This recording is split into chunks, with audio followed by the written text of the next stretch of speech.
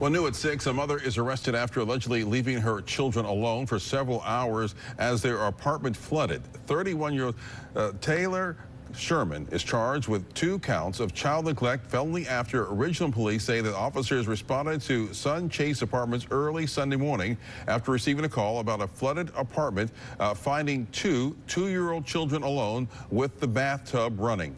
Sherman is now being held at the Madison County Detention Center without bond.